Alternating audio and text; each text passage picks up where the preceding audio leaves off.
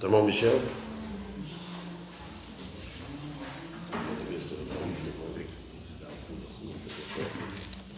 Tá ótimo. Irmão Daniel Martins, ora em favor do Michel. Irmão, ora com meu pai. Bendito Deus e Senhor, eterno Pai, perdão te peço pelas minhas faltas, que são muitas diante de Ti.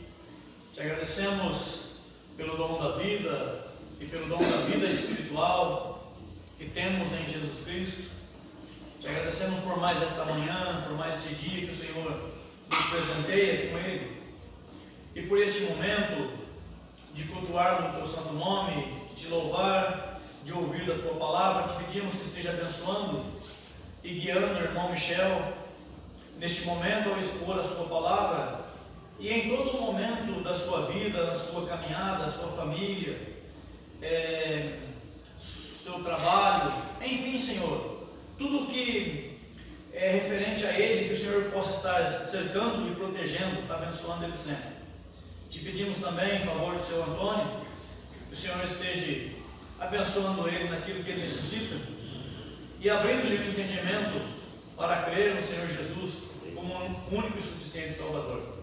Te pedimos que abençoes também o Douglas, a irmã Rosana, enfim, que tudo seja feito para a tua honra e tua glória. Em nome de Jesus, amém. Amém. Obrigado. Obrigado, pastor.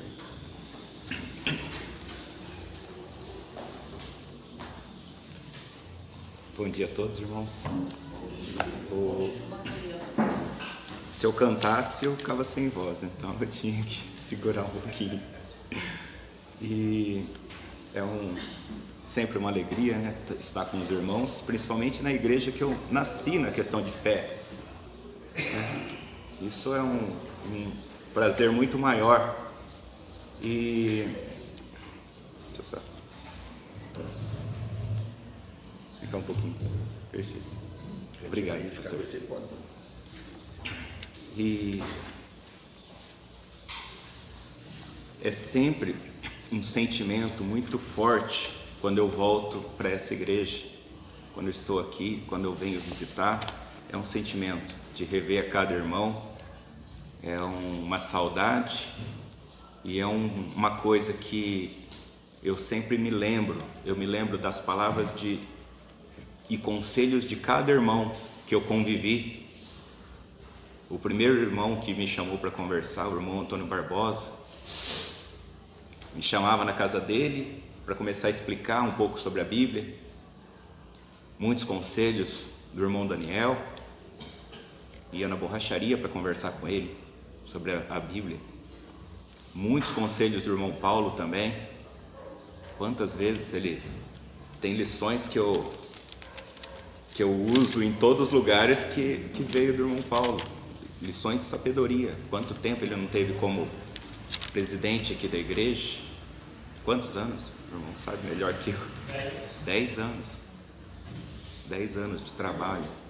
E é uma emoção, né? E as bases que nós devemos levar como cristão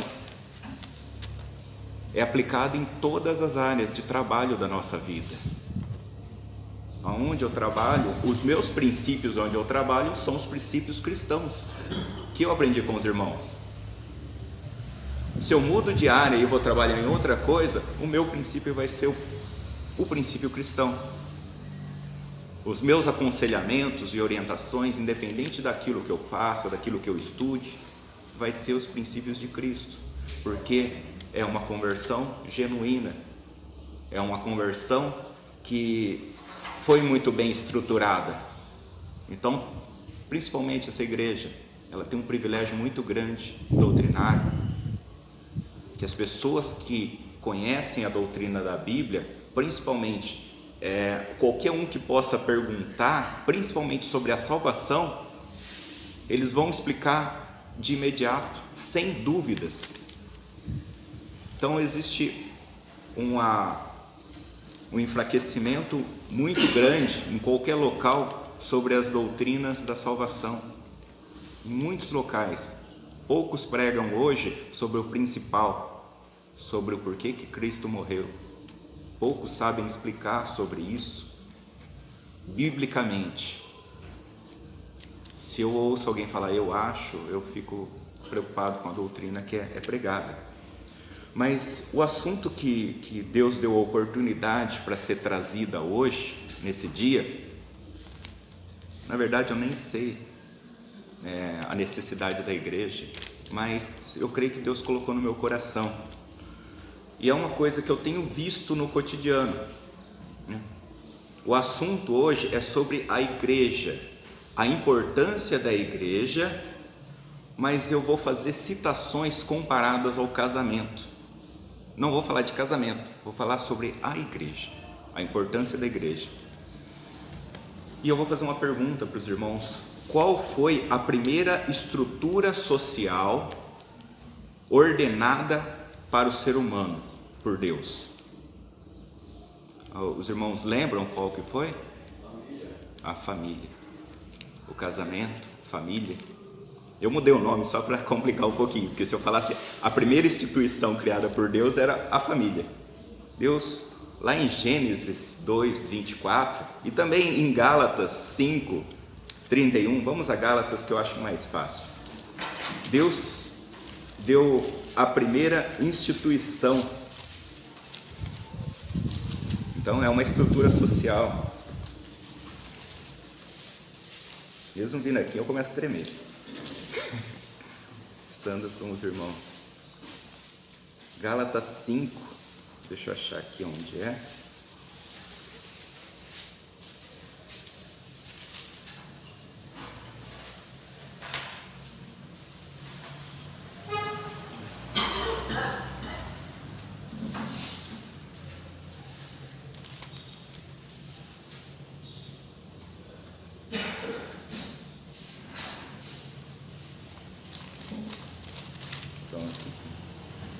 Perdão, irmãos, Efésios 5:31. Minha anotação aqui está errada. Efésios 5:31. Por isso, deixará o ser humano, o pai e a sua mãe, unir-se-á à sua mulher e serão os dois numa só carne. Como eu falei, o assunto não é o casamento em si, mas o exemplo que Deus fala sobre o casamento em relação à igreja. Então, em Efésios, Deus cria o ser humano, deixará o ser humano pai e sua mãe, unir-se à sua mulher e serão os dois uma só carne. Nós vemos isso em Gênesis. E quando nós vemos a importância dessa questão do casamento, da esposa, vamos a Apocalipse, no capítulo 19. Então, nós estamos indo do primeiro livro da Bíblia ao último livro da Bíblia e vai falar sobre o casamento. Apocalipse 19, o verso 7. Regozijemo-nos e alegremo-nos e demo-nos glória, porque vindas são as bodas do Cordeiro e já a sua esposa se aprontou. Desde o começo até o fim, a Bíblia fala agora sobre o símbolo do casamento de Cristo com a igreja. Foi a primeira instituição e no fim ainda está falando sobre o casamento de Cristo com a igreja dele. E por quê? Porque Cristo nos mostra que ele valorizou tanto a igreja dele, ele assumiu um compromisso tão grande com a igreja dele, ele se entregou por ela, como nós vamos ver, que ele chama ela de esposa, e ele o esposo. Vamos lá, João 3, 29. Aquele que tem a esposa é o esposo, mas o amigo do esposo que lhe assiste e o ouve, alegra-se muito com a voz do esposo. Assim, pois, este meu gozo está cumprido.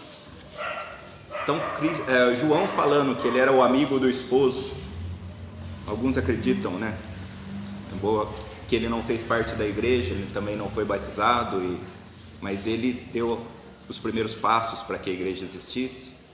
Não é um assunto, é um outro assunto, mas ele fala sobre a igreja, Jesus, a relação de marido e mulher entre a sua igreja. E agora, nós entramos nesta relação sobre a questão de marido e mulher. Deixa eu encontrar de novo.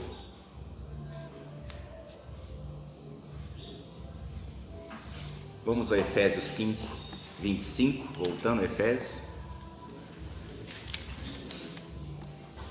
Ele fala, a Bíblia nos ensina agora sobre o tratamento, como nós vemos a questão da igreja, a questão do nosso casamento. Então vamos relembrar um pouco como que é o casamento, a esposa, o esposo, aquele compromisso que nós assumimos e como nós agimos entre o casal. E assim, em relação à igreja, deve ser também norteado, assim como Deus nos ensina como devemos cuidar das nossas esposas, como devemos cuidar da nossa família, nós devemos cuidar da nossa igreja. Gálatas 5:25, vós maridos, amai as vossas mulheres, como também Cristo amou a igreja e a si mesmo se entregou por ela. Olha só, amou a igreja de tal forma que se entregou por ela. Efésios, eu estou confundindo, Efésios 5:25. Se eu falei Gálatas é porque eu escrevi.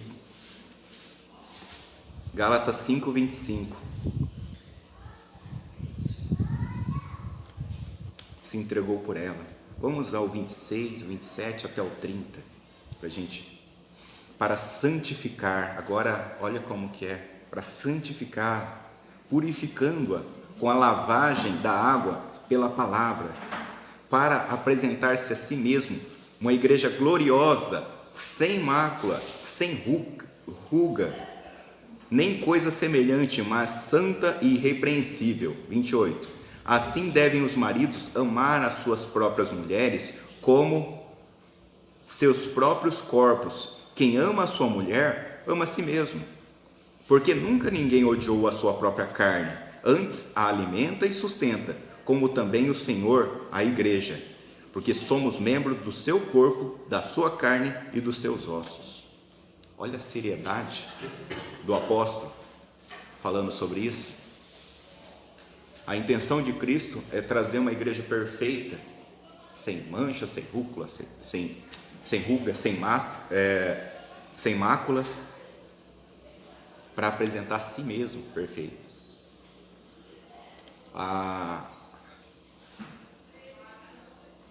O que é demonstrado aqui, ele me fez pensar como que eu devo tratar a igreja, como exemplo de como seria no casamento, baseado na Bíblia, o casamento, e sobre o que ela ensina sobre isso. Vamos reparar um pouquinho, irmãos. A entrega de Jesus, a Bíblia fala que Ele se entregou por nós, que Ele se deu por nós, que Ele se dedicou morrendo por nós, e nisso, nessa dedicação que Cristo nos demonstra, morrendo pela sua esposa, para formar a sua igreja, para ter os salvos em Cristo, é a dedicação que nós devemos ter na questão de família, casamento. Por que eu falo isso? Às vezes o primeiro problema que hoje tem surgido na questão de família, as pessoas não conseguem se manter e eles se divorciam, largam, abandonam a família, abandonam qualquer coisa, abandonam as igrejas, com os primeiros problemas que existem. E nas igrejas, tanto quanto na família, sempre vai haver inúmeros e inúmeros problemas. E como nós já lemos, a entrega de Cristo foi tão grande pela igreja, que tinha muitos problemas, e a igreja, enquanto nós não termos o nosso corpo transformado em perfeição, a igreja aqui na terra vai ter problemas, porque nós estamos, como Romanos nos ensina, que nós somos falhos e pecadores. A Bíblia toda nos ensina isso, mas nós estamos num corpo que tende para o pecado. Nós seremos falhos. Então, se no meu relacionamento com a minha esposa eu tenho problemas, eu terei problema em qualquer local que tenha pessoas, na igreja. E não é com o primeiro problema ou fases que nós temos que nós devemos desanimar. Por quê? Tudo que nós pegamos e nós nos direcionamos e olhamos para Cristo, nós temos mais força. Nós temos força para continuar. Se eu tenho problema na minha família, Cristo ensina que nós devemos fortalecer. E como ele levou muito a sério a questão do casamento, a Bíblia ensina que é para ser para sempre. Não é para ir abandonando, largando. E o que eu vejo mais hoje, as ondas no mundo de questão de divórcio é grande.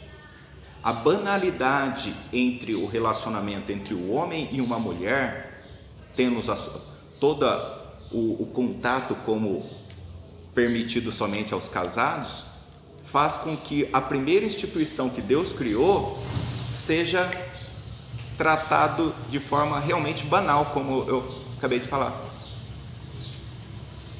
Isso, o que acontece? Nos primeiros problemas que tem, até depois, as pessoas abandonam tanto a família quanto a igreja.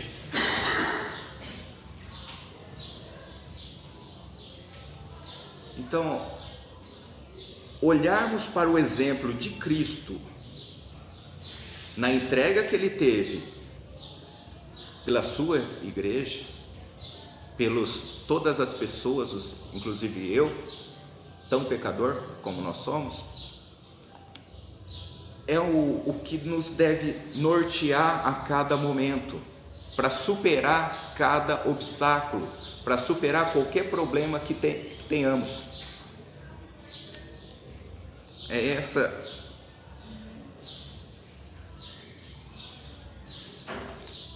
Vamos entender um pouquinho sobre o que Cristo fez por nós. Todos nós conhecemos Efésios 2, 13. Mas agora em Cristo Jesus, vós que antes estáveis longe, já pelo sangue de Cristo chegaste perto. Verso 18 agora. Porque por ele ambos temos acesso ao Pai em um mesmo Espírito. O assunto aqui, texto à luz do contexto, que eu não posso nunca me esquecer, ele fala sobre problemas e divisões que estavam tendo. Principalmente, às vezes, um que se achava maior porque vinha da genealogia de Abraão. Outro, você não é menor, você veio de outra linhagem. E para Deus todos, ele olha de uma forma amorosa para com todos, e não existe maior ou menor no sentido de linhagem. O que Cristo falou quando as pessoas se vangloriavam? Eu sou filho de Abraão. Que Deus podia suscitar das pedras filhos de Abraão, no sentido de aquele que ouve a palavra de Deus é filho, que aceita a palavra de Deus é tido por filho. E no Velho Testamento as pessoas estavam tão longe de Deus, tão longe, sem Cristo ter feito paz, pelo sangue dele, que as pessoas tinham que chamar Deus de Senhor. Senhor, Senhor. Ele é Senhor, Deus, mas tratava com essa cordialidade e com essa distância. E para você chegar um pouquinho mais perto de Deus, muitas vezes precisava de todo aquele sistema sacerdotal. E o que Cristo fez, trazendo paz, como nós vemos aqui, em Efésios 2, ele derrubou a parede da separação. Então não existe quem é maior, não existe quem é menor. Devemos respeito mútuo sempre, né? A todos. Eu me lembro que eu tinha divergência de pensamento, e tenho divergência de pensamento, todos temos, mas eu sempre procurei ter respeito por cada pessoa, porque você se achar melhor, se achar pior, o que nós devemos achar é achar como que Cristo gostaria que eu fizesse. Então eu gosto, eu adoro ver as coisas, a questão de, igual ontem aqui na igreja, eu dava vontade de ouvir a igreja cantar, dá vontade de fechar a boca e ouvir a igreja cantar, de tão bonito que eu ouço louvores.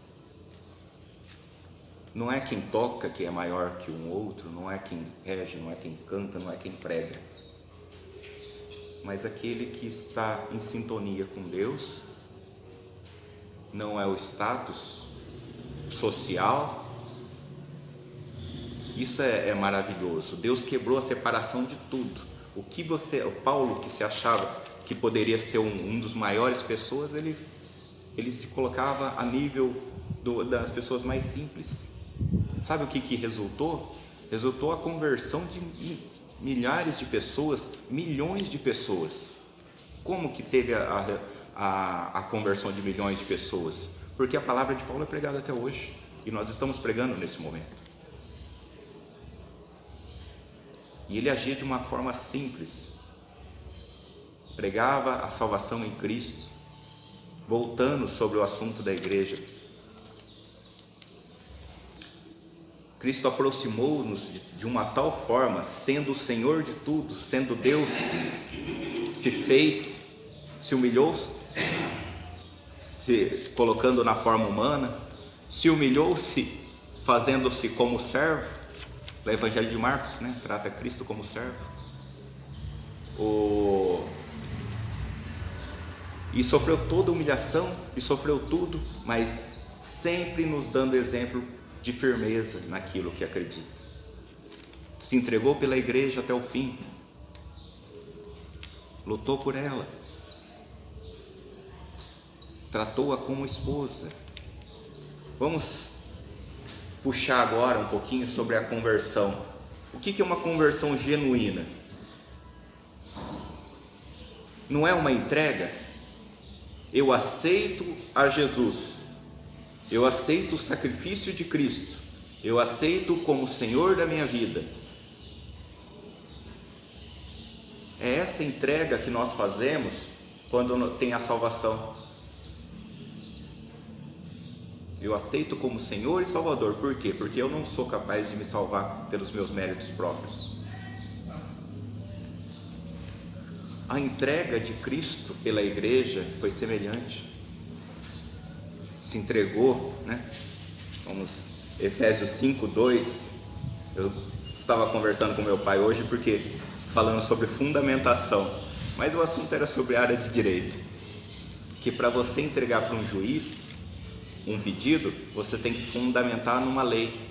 E eu tenho esse costume, tem que fundamentar pela Bíblia. Eu tenho dificuldade de falar as coisas por mim mesmo. E Efésios 5:2, andai em amor, como também Cristo vos amou e se entregou a si mesmo por nós, em oferta e sacrifício a Deus em cheiro suave. Agora ele começa a falar sobre essa parte do amor, sobre o amor que Cristo teve e se entregou por nós.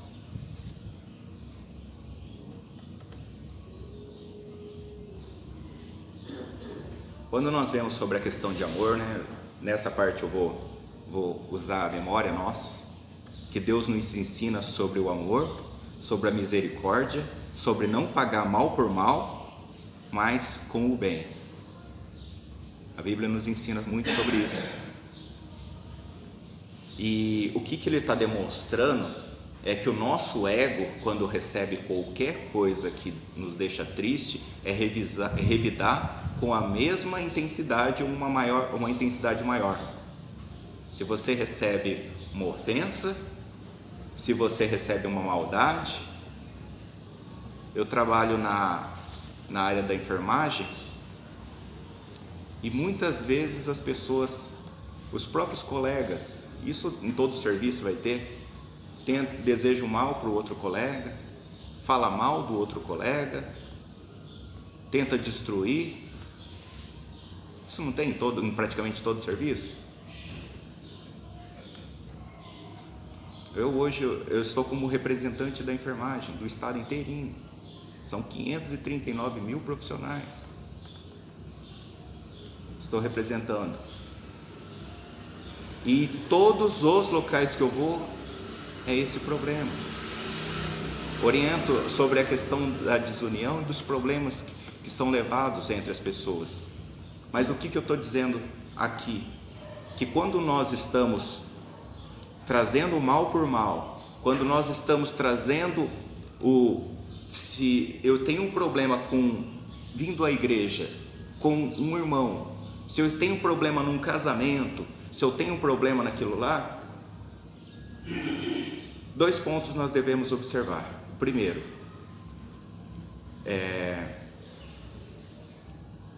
tentar olhar o que Cristo fez, tirando o desejo nosso de revidar do nosso coração e tratando o mal por bem, porque isso você acaba, como a Bíblia fala, amontoando brasas sobre a cabeça da pessoa, no sentido, mesmo eu desejando o mal para aquela pessoa, o mal não vai ficar se propagando, você vai diminuindo. E é isso que eu tenho buscado. Mas aquela pessoa fez tanto mal para mim, teve isso, teve aquilo lá. Eu fiz tanto mal para Deus, e Ele ainda teve misericórdia e trouxe Jesus para morrer por mim, sabendo da tão grande condenação que nós tínhamos.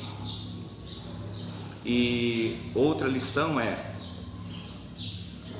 quando na nossa família nós temos problema, eu tenho problema, eu estou citando assim, mas se eu tenho problema com a minha esposa, eu tento pegar aqueles problemas e guardar para que seja resolvido entre ela e eu.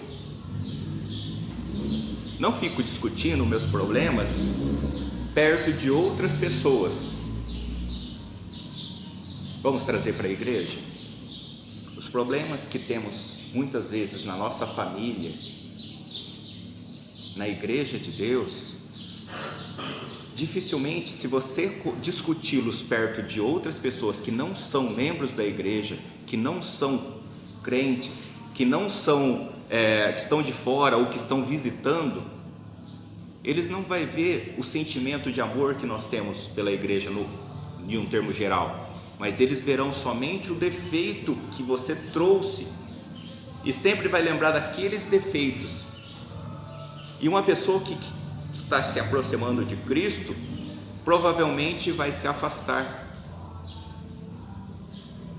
Acabamos nos afastando dessa pessoa de estar vindo na igreja. Por quê? Porque a palavra, os problemas que nós temos, como eu falei no começo, por sermos humanos e carnais, e às vezes nós deduzimos certas coisas que não deveríamos deduzir, e pensamos e já logo agimos, como ser humano, eu digo, e acaba criando um mal maior, afastando pessoas, desviando muitas vezes essas pessoas de estarem vindo a Cristo até antes. Eu falo isso porque eu conheci pessoas que se afastaram da igreja porque acontecia perto de mim isso.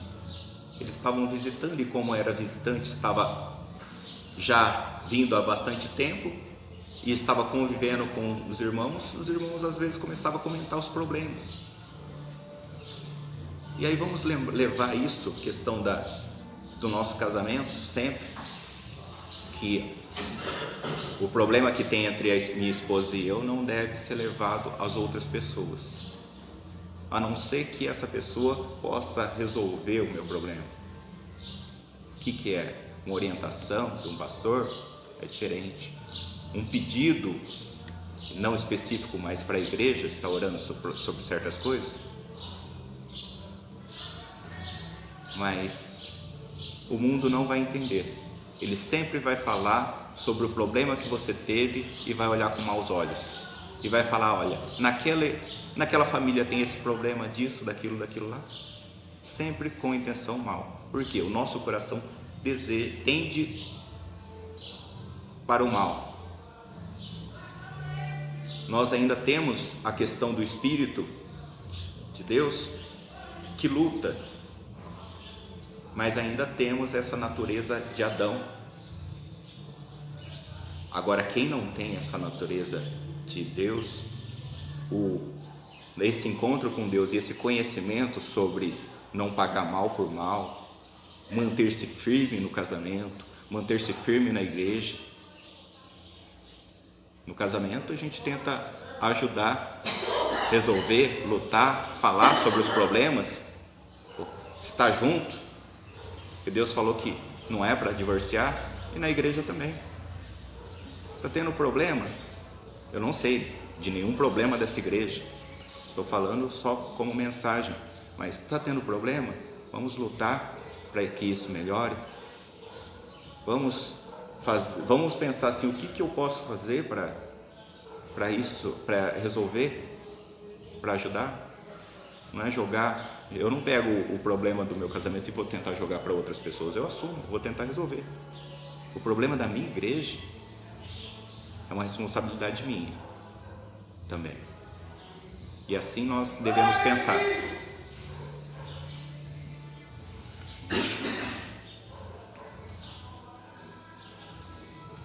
Vamos a 1 João 4, não sei, termina às 10, né? Deixa eu acelerar aqui, que senão... 1 João 4, verso 10 ou 19.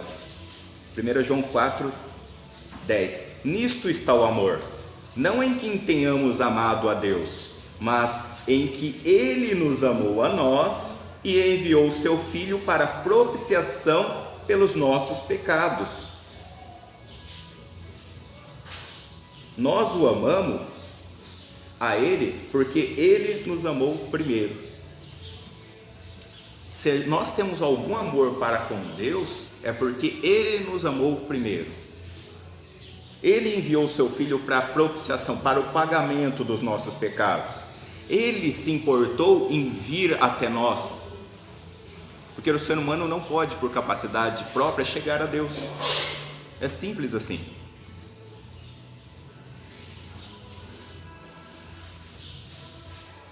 E por último, né? Vamos já terminando. Eu queria deixar para os irmãos uma mensagem para a gente analisar, né? Para analisarmos, que é a balança do amor para com Deus é demonstrada pela sua conduta para com os irmãos da igreja. A balança nossa, que nós demonstramos o amor, o quanto nós amamos a Deus, é demonstrada através do quanto você se importa com os irmãos, com os visitantes. E aí me leva a pensar o que nós fazemos por eles, como nós conduzimos, como nós agimos, como nós, pelo simples fato de cumprimentar. O fato de cumprimentar até um visitante, ele é muito importante. Ele é tão importante que a Bíblia fala muitas vezes sobre isso. E nós não percebemos. Vinde a mim, benditos de meu Pai. Não tem um hino? Quero ouvir falando sobre que Cristo falando seja bem-vindo sobre isso no céu. Eu esqueci a palavra certa do hino. Mas vinde a mim, benditos de meu Pai. Quando chega no céu, a Bíblia fala sobre essa festa que tem para receber a esposa do Cordeiro. A questão de muitas vezes nos preocupar com o visitante é uma questão de demonstração de amor para com ele, é uma demonstração que ele se sente bem-vindo em nosso meio. Isso pode ser que eu não esteja conseguindo trazer o que eu gostaria, mas tem uma importância de uma forma que é tão bom eu ser recebido bem em qualquer local. Eu, no sentido de, falando qualquer pessoa, é tão bom você ser bem recebido, ser recebido na casa de Deus, na igreja de Deus. Porque quando a pessoa vem na casa de Deus, na igreja, é convidada, ela se sente muito inferiorizada no sentido, ela vai lembrar dos pecados dela. Uma pessoa que ainda não aceitou a Cristo, eu estou falando. Ela vai lembrar dos pecados dela, ela vai lembrar de tantas falhas que ela tem, e quando ela vem na igreja e ela não é bem acolhida, ela acaba diminuindo aquela vontade de retornar. E como eu disse, a balança do amor para com Deus é demonstrada pela conduta que você tem para com os irmãos. Mas aonde que está isso na Bíblia? Continua aqui, em 1 João, no capítulo 4, no verso 9. E nisto se manifesta o amor de Deus para conosco, que Deus enviou seu Filho unigênito ao mundo para que por ele vivamos. Verso 11. Amados, se Deus assim nos amou também, nós devemos amar uns aos outros. Se Deus deu o exemplo, então devemos amar as outras pessoas também. Verso 16. E nós conhecemos e cremos no amor de Deus, que Deus nos tem. Deus é amor, e quem está em amor está em Deus, e Deus nele. Olha o peso. Essa balança, quem ama a Deus. E o verso 20, vamos ao 19 e 20, né? Nós o amamos a Ele porque Ele nos amou primeiro. Se alguém diz, eu amo a Deus e odeia a seu irmão, é mentiroso, pois quem não ama a seu irmão, o qual viu, como pode amar a Deus a quem não viu? E dele temos o mandamento, que quem ama a Deus, ame também a seu irmão. Esse verso 20 ele é muito forte. É o que eu falei sobre essa balança. Se eu não consigo me importar com os irmãos que estão aqui na igreja, se eu não me importo com as pessoas que estão chegando, ou os irmãos da igreja, né? Se eu não me importo de estar recebendo o bem-vindo, estar cumprimentando, um simples gesto de cumprimentar de mão aquele irmão, se pensar primeiro, é uma atitude linda. Eu admiro a atitude, principalmente dessa igreja, de sairmos lá na porta e cumprimentar todos primeiro. Depois podem conversar, normal, mas essa atitude, muitos lugares não ocorre. E às vezes um irmão que precisa, às vezes, de ser cumprimentado, como eu disse, vinde a mim, benditos do meu Pai, como Cristo nos cumprimenta, é muito importante para quem está com problema. É muito importante, é mais importante do que os irmãos imaginam. Eu vou dar um exemplo simples.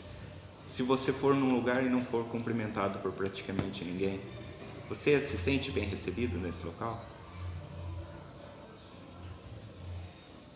É essa atitude, a atitude cristã de você demonstrar o zelo para com os irmãos, você demonstra o quão você está se importando com Deus. Essa é a mensagem, pastor. Tem a palavra.